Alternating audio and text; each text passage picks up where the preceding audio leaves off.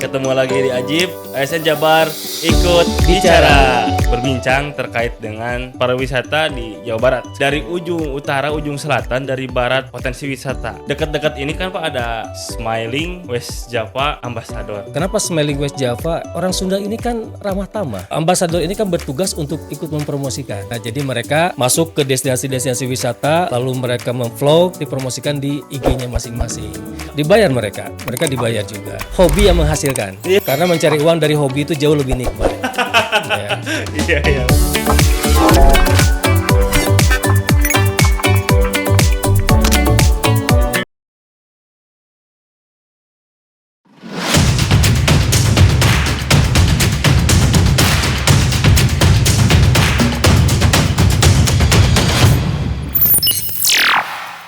Halo Kang Teteh, ketemu lagi di Ajib. ASN Jabar ikut bicara.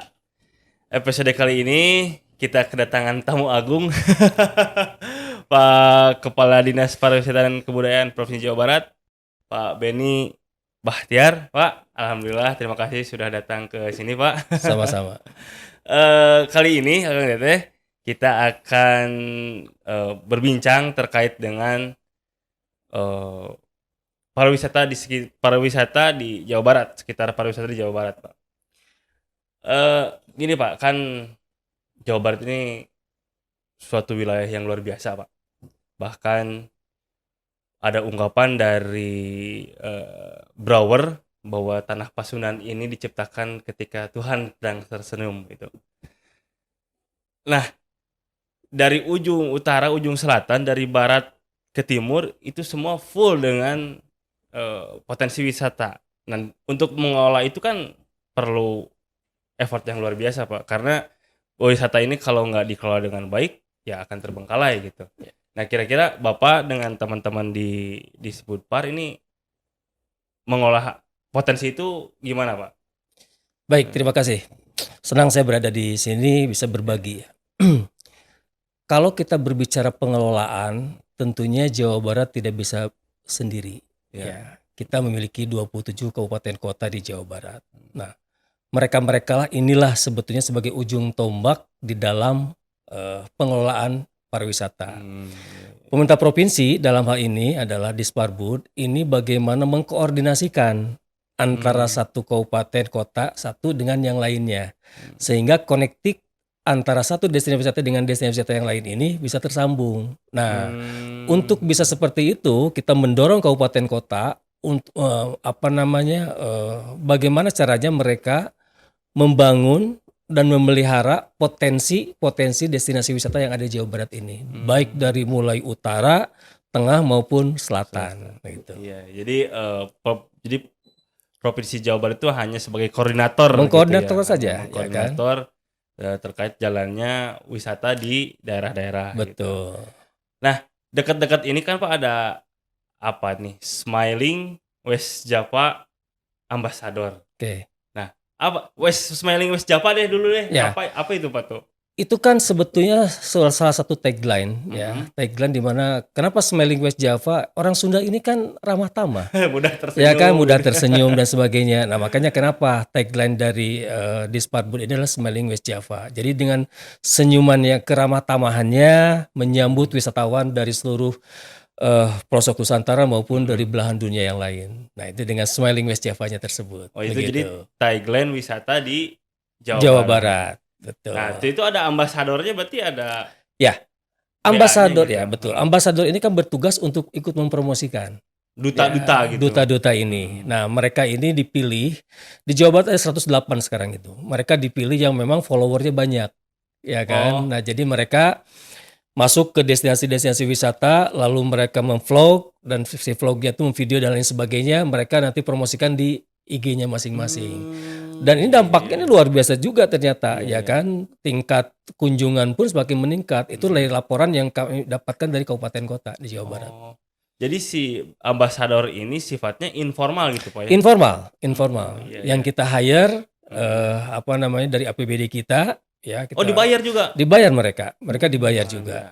Poinnya begini, hobi yang menghasilkan. Nah, ya kan. Jadi artinya kami berupaya untuk memberikan lapangan pekerjaan, tapi iya. ada impact-nya juga buat Iya, masyarakat, terutama iya, masyarakat iya, di iya. destinasi wisata, ya Enak, kan? enak banget tuh Pak jalan, Ya, sambil jalan-jalan, betul, foto-foto betul, dibayar betul. juga. Karena mencari uang dari hobi itu jauh lebih nikmat. Ya, Iya, iya betul Pak. Nah, untuk ada persyaratan nggak Pak untuk jadi BA ini? ya persyaratannya memang minimal memiliki follower 5.000. Minimal 5.000. Ya, 5.000 follower dan yang bersangkutan kita lihat aktif tidak di IG-nya gitu. Itu saja sebetulnya Ya, persyaratannya. kurasinya cuma itu. Kurasinya itu, lalu ya. bagaimana dia mempromosikannya gitu kan. Nah, itu juga kita nilai.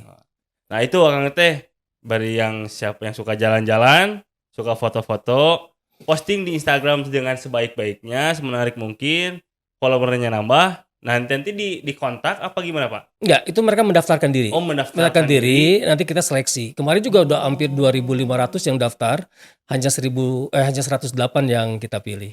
Oh, nah itu ada musimnya Pak? Ada. Kal- Ada. Nanti ada batch kedua, insya Allah di tahun 2023. Tapi nanti kita akan lebih masif lagi dengan konsep yang berbeda. Nah, mungkin dilihat aja di www.westjava. Oh iya. Berarti ini udah batch yang pertama. Pertama, betul. Dan kita di 2023 ini nanti akan lebih masif lagi banyak dan kita akan fokuskan di masing-masing kabupaten kota. Ya, jadi yang followernya tidak begitu banyak, tapi secara kuantitas itu lebih banyak lagi si BA-nya itu. Iya, Si ambasadornya itu. Ya. Nah, biasanya itu di bulan apa gitu Pak dibukanya pendaftarannya? Itu biasanya di pertengahan tahun. Betul, pertengahan tahun. Okay. Tidak terbatas umur apa aja? Tidak terbatas umur. Yang penting mereka aktif di IG aja. Ya. Kan banyak segmennya juga Pak yang mungkin ada wisata kuliner. Betul. Ya kan? Itu termasuk juga ya? Termasuk semua, pokoknya 17 industri kreatif itu masuk semua ke sana. 17 industri kreatif. Masuk itu semua. Karena itu salah satu dukungan untuk industri pariwisata. Iya. Nah, Pak, kan kita ini bisa dibilang baru recovery dari COVID lah, gitu ya. Nah, dampak untuk wisata di Jawa Barat, tentunya ada booster-booster yang Bapak lakukan. Itu bisa diceritakan nggak Pak? Baik, begini. Sebetulnya pada saat pandemi, saya akan bercerita sedikit. Tahun 2019 sebelum pandemi, tingkat kunjungan wisatawan itu mencapai 64 juta. Per tahunnya. 64 juta? 64 juta. Biasa. Nah, ketika pandemi ini turun menjadi 21 juta. Nah, setelah tahun 2021 mulai meningkat lagi. Kemarin sampai 38 juta. Nah, target kami hari ini adalah kurang lebih sekitar 45 juta di 2021. Nah, memang dari sektor-sektor ekonomi ini pariwisata Jawa Barat ini masih tumbuh walaupun sedikit tumbuhnya. Walaupun sedikit. Kenapa? Karena memang pariwisata di Jawa Barat itu tidak membutuhkan alat transportasi yang mahal ya, pesawat, kapal laut kan, hanya dengan sepeda motor, sepeda atau mobil bisa sampai ke tempat-tempat destinasi wisata, terutama destinasi wisata outdoor. Ya kan ini betul. Ini yang menjadi daya tariknya. Nah, justru sekarang wisata outdoor di Jawa Barat inilah yang sedang kami dorong. Kenapa demikian? Karena COVID kemarin mengajarkan bahwa wisata yang paling aman dan yang paling menguntungkan itu adalah wisata outdoor. Begitu. Ini menarik Pak. Wisata yang paling aman itu wisata outdoor. Ya. Dari sisi COVID ya. Dari sisi COVID. Kan sedangkan wisata outdoor itu kita berinteraksi Pak. Ya. Gini. Interaksi di alam terbuka dengan di tertutup akan jauh berbeda. Itu juga dari orang-orang kesehatan, dinas kesehatan juga menyampaikan jauh lebih aman. Ya, tetap jaga jarak, tetap dijaga. Nah, tapi kan sekarang kita sudah mulai tingkat booster kita kan sudah 83%. Artinya sudah jauh lebih aman lah. Ya, jadi sebetulnya sekarang juga di tempat-tempat terbuka sudah tidak pakai masker pun sudah aman gitu kan. Cuman dia tertutup aja yang kita masih diharuskan pakai masker. Itu saya kira. Nah, dari pengalaman itu makanya kenapa Provinsi Jawa Barat hari ini berupaya semaksimal mungkin untuk mengaktifasi destinasi wisata outdoor. Makanya kita juga menyarankan kepada masyarakat ya terutama di daerah, mohon maaf kabupaten kota, supaya masyarakat ini tidak menjadi penonton di destinasi wisata tempat mereka berdomisili, tapi bagaimana caranya mereka menjadi pelaku gitu. Nah, Maksudnya gimana tuh Pak? maksudnya begini, kan hari ini mohon maaf, setiap destinasi wisata banyak investor yang masuk, Iya, ya. iya. Nah, masyarakat sekitar kan hanya jadi penonton. Penonton itu dalam konteks itu mereka hanya menjadi, mohon maaf, buruh kasarnya lah. Iya. Kalaupun berjualan kaki lima dan sebagainya. Nah, bagaimana caranya sekarang bahwa mereka itu adalah sebagai pelaku usaha di destinasi wisata tersebut. Contoh, kan di Jabar Selatan ini kebanyakannya tanah-tanah milik adat ya, atau milik perorangan atau milik desa. Ulayat lah, tanah ulayat. Ya, tanah ulayat. Kenapa tidak mereka sendiri yang membangun homestay-nya, camping ground-nya, camper van ground-nya? Artinya kan ada pendapatan buat mereka. Hanya menyewakan sepetak tanah, disewakan kepada wisatawan, dan itu menghasilkan. Secara ekonomi tumbuh dong mereka. Ya kan? Dan itulah yang saya maksudkan bahwa mereka ini sebagai pelaku, bukan sebagai penonton. Begitu. Jadi ya bukan tamu di rumah sendiri gitu. Betul. Tapi saya ini Pak agak kita diskusi dikit lah Pak ya.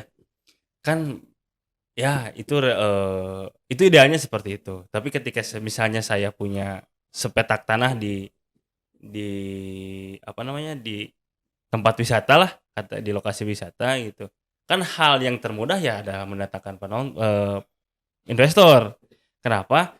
Karena kadang-kadang ketika kita memanfaatkan resource di wilayah itu, SDM-nya suka kurang ini gitu Pak, kurang mendukung gitu.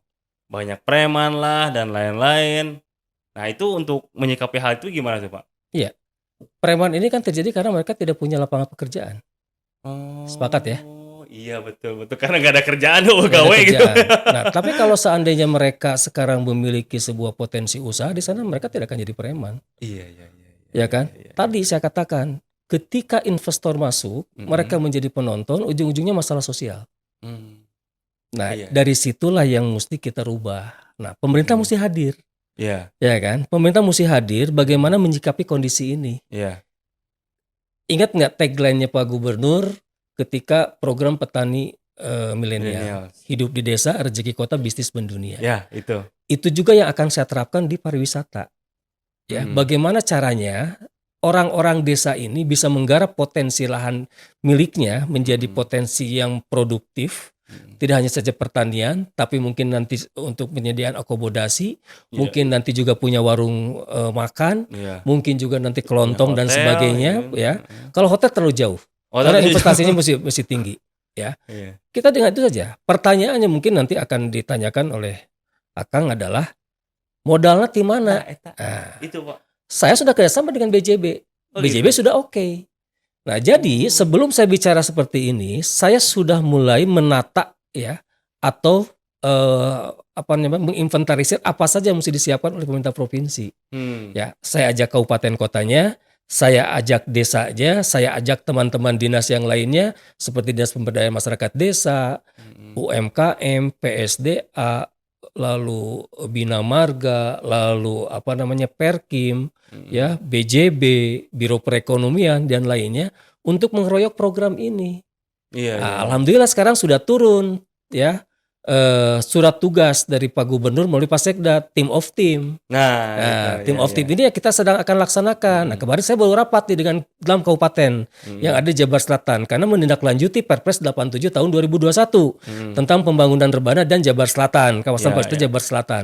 Yang ini mesti kita kuatkan. Nah, tadi kami tidak berharap bahwa investor yang masuk ke sana, ya kan? Karena nanti akan jadi penonton lagi masyarakat itu. Tapi bagaimana caranya masyarakat ini menjadi pelaku? Hal yang lainnya, ketika sudah ada investor yang masuk, saya melakukan deal-dealan dengan mereka. Saya bilang kepada mereka, ya, contoh di Karangpotong, ini kan investor nih yang sudah masuk. Ya, Santorini itu di Kabupaten Tasik, Kabupaten Cianjur, mohon maaf. Itu sudah keren sekali. Saya bilang, Anda silakan berusaha seperti ini, tapi jangan menjual apa yang dijual di masyarakat. Maksudnya kenapa? Supaya mereka juga tumbuh ekonominya. Ya kan? Tapi yang tidak ada di masyarakat, Anda jual silakan. inilah fungsi dari pemerintah. Dari situlah fungsi pemerintah provinsi untuk mengedukasi masyarakat maupun kabupaten kotanya supaya paham. Untuk Begitu. menyeimbangkan kapitalisme. Menyeimbangkan, betul. Mohon maaf, hari ini teman-teman asosiasi mengeluh pada kita.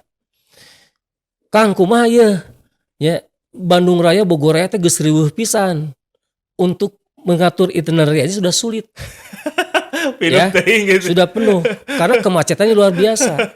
Makanya kami hari ini berusaha ngajak bicara untuk teman-teman yang ada di Cirebon Raya dan Priangan Timur supaya bisa mengaktifkan destinasi wisata ya dengan akses ada di Kertajati.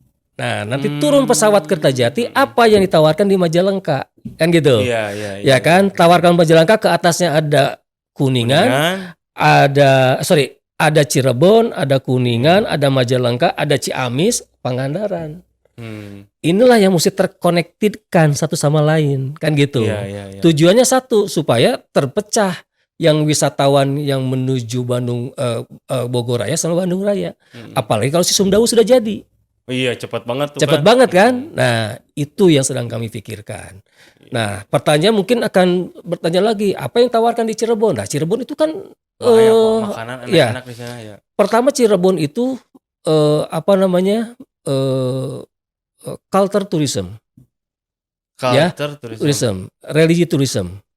Oh iya. Oke kan? Iya. Itu kan banyak sekali. Banyak itu yang jarah-jarah gitu. Betul. Ke atasnya ini Kuningan kan hot spring. Air panas. Oke, air panas kan.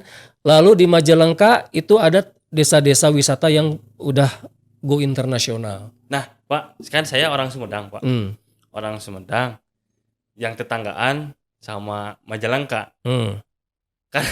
Kadang kita tuh bukan mengecilkan, tapi kalau ke Majalengka mau ngapain gitu. Ya. Emang ada apa di Majalengka? Ya. Nah, itulah sebetulnya tugas dari kabupaten.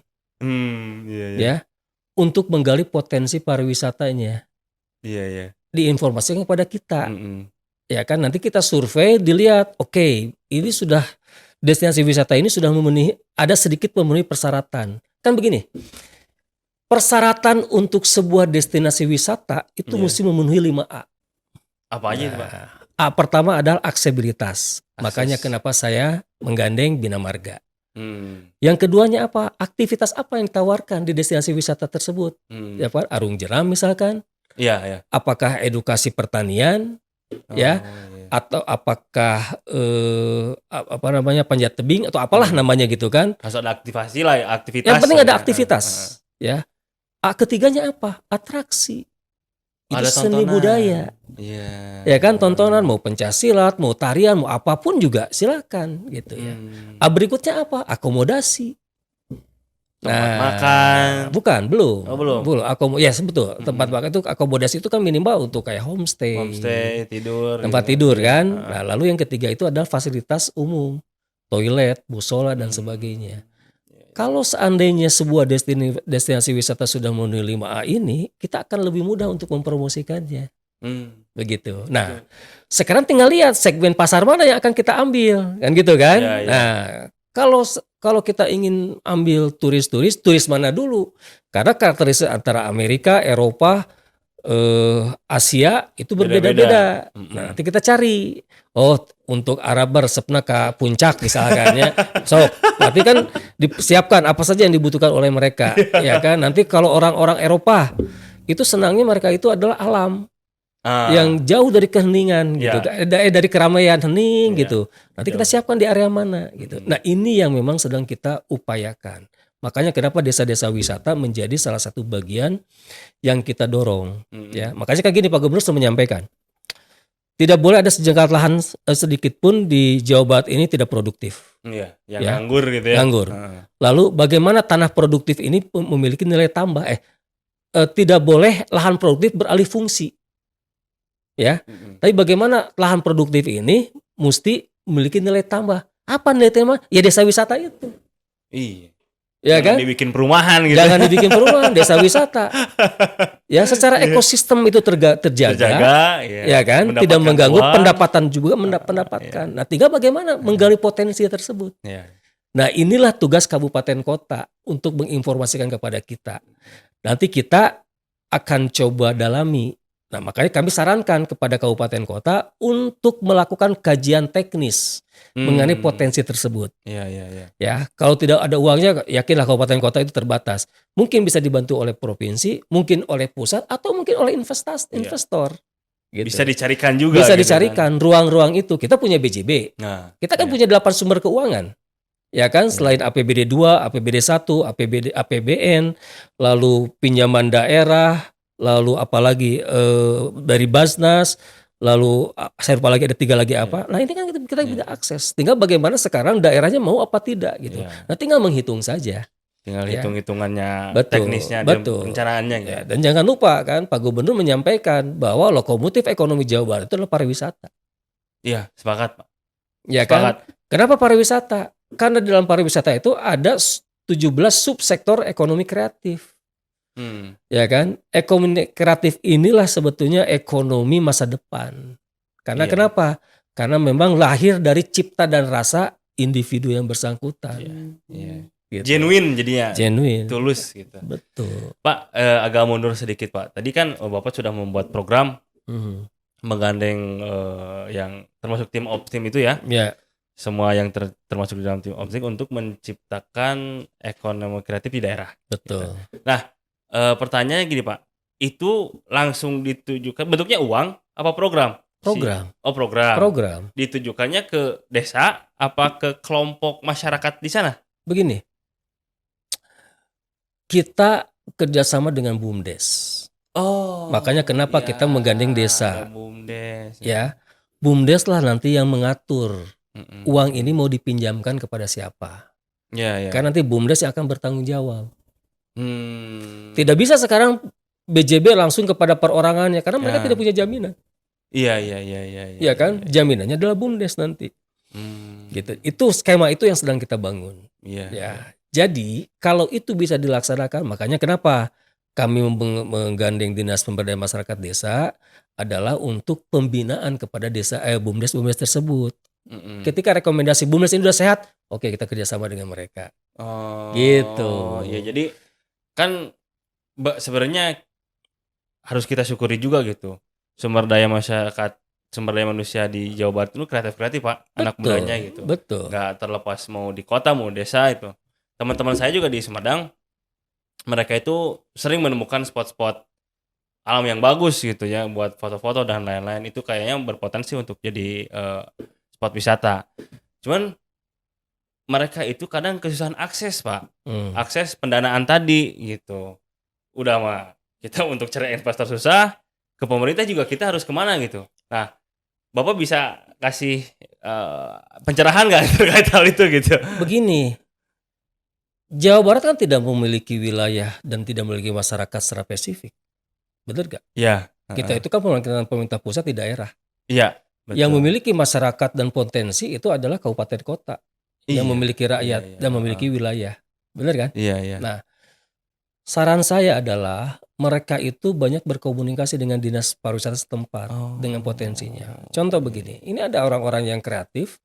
Mereka menciptakan yang namanya itu adalah desa rintisan, desa wisata rintisan. Ya tadi seperti itu, ada potensi dan sebagainya. Mereka coba rintis, ya. Setelah dirintis itu pembinaannya ada di kabupaten, atau kabupaten kota. Ketika sudah berkembang, itu nanti pemerintah provinsi akan masuk. Oh, jadi yang program yang Bapak tadi itu bukan sama rintisan? Bukan, rintisan itu mesti dari masyarakat setempat dan kabupaten kotanya. Oke. Setelah berkembang, nanti provinsi masuk memberikan pembinaan. Iya. Begitu. Nah, kita itu sudah ada 434 desa wisata. 370 sekiannya itu adalah rintisan.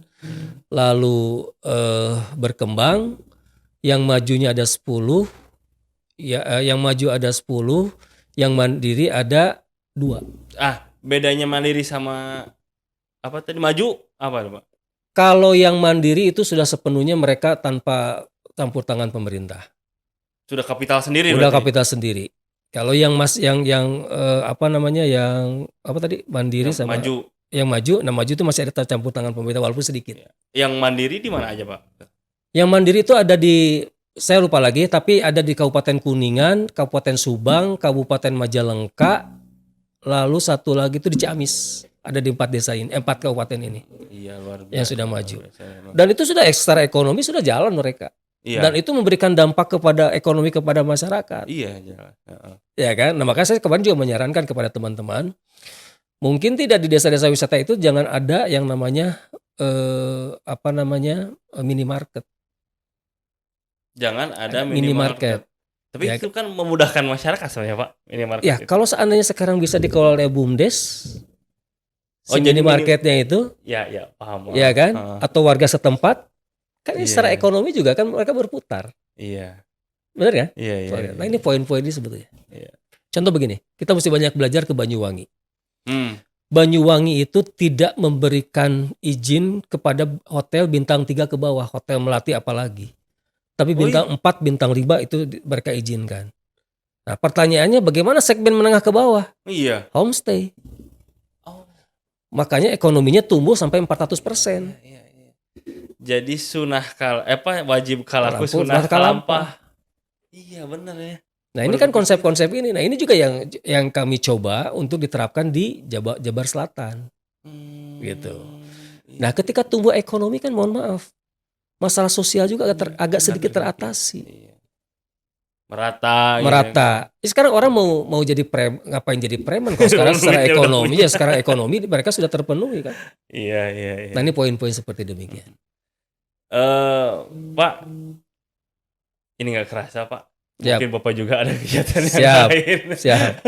Sebenarnya obrolan wisata ini nggak habis-habis, Pak. Ya, Karena kita suka jalan-jalan, semua orang suka jalan-jalan, semua orang Siap. suka makan gitu. betul. Cuman karena waktunya Bapak mepet banget gitu.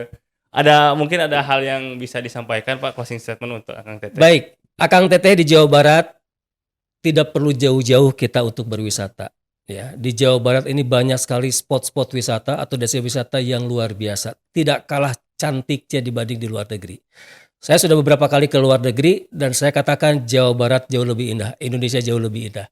Jadi buat apa kita belanja di luar negeri kalau di Indonesia atau di Jawa Barat itu masih tersedia apa yang kita inginkan. Sekali lagi saya mengajak di Jabar aja kalau ingin berwisata. Atur nuhun. Gitu, Kang Teteh. Cintailah produk-produk Jawa Barat. Gitu. Karena ketika kita berwisata di Jawa Barat, ekonomi akan hidup di Jawa Barat, kesejahteraan akan hadir untuk kita semua. Oke, Kang Teteh. Ketemu lagi di episode selanjutnya. Jangan lupa like, subscribe, and comment, follow sosmed BKD Jawa Barat. Bye-bye. Ajib. Hatur nuhun pisan Bapak. Mangga, sami-sami.